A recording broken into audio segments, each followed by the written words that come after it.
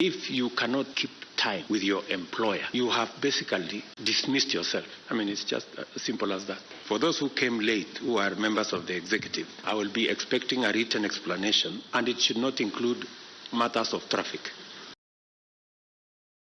Now in its 20th year of continuous implementation, and over that time, the performance contracts have evolved into a robust tool employed by government for measuring the performance of ministries, departments, and agencies in serving the people of Kenya.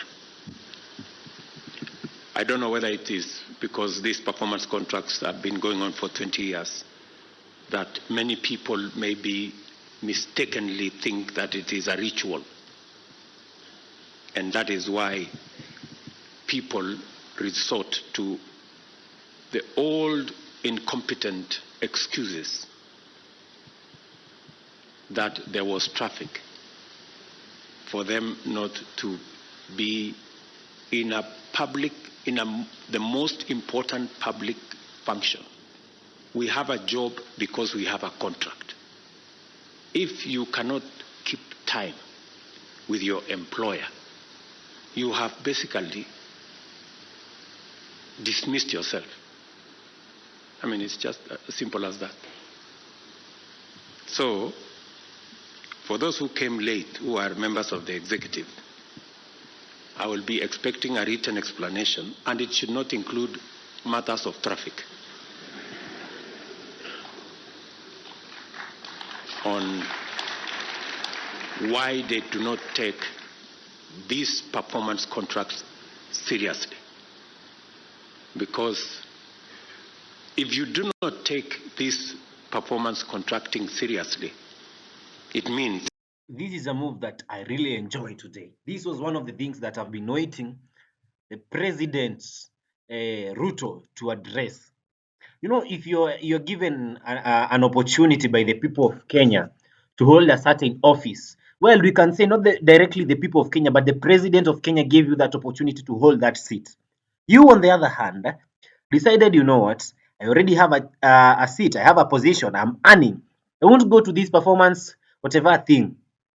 I'm really disappointed, first of all, because what did I expect? I expected every person to be there, you know, because you have to show up.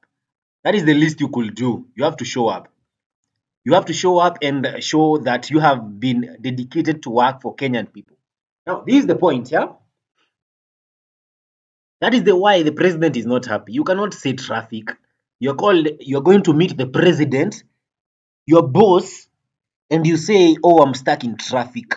One thing Kenyans have given you a car which is installed with a siren, meaning you can go past traffic and you will be allowed to go.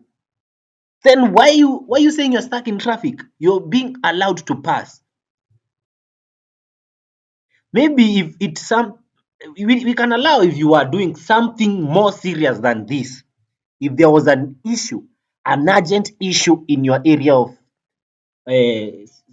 concern. But if you are somewhere else, and in fact, the funny thing is, this thing was supposed to happen in the morning. You don't want to tell me you can cancel a meeting with the president and go do some other chores out there.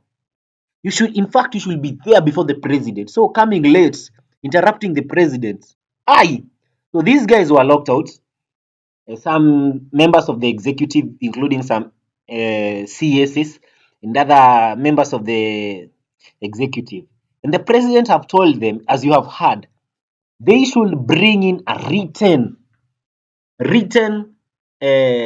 what can we say in fact? President asked members of the executive who arrived late at a cabinet appraisal meeting to submit written explanation why they were late. And we want to see, apart from traffic, what else can they say? Oh, they were doing some chango in the morning. Ah, you guys, man. But this was a good move from the president. We hope we see some other disciplinary actions apart from telling Kenyans you're requesting them to write and you bring in other things.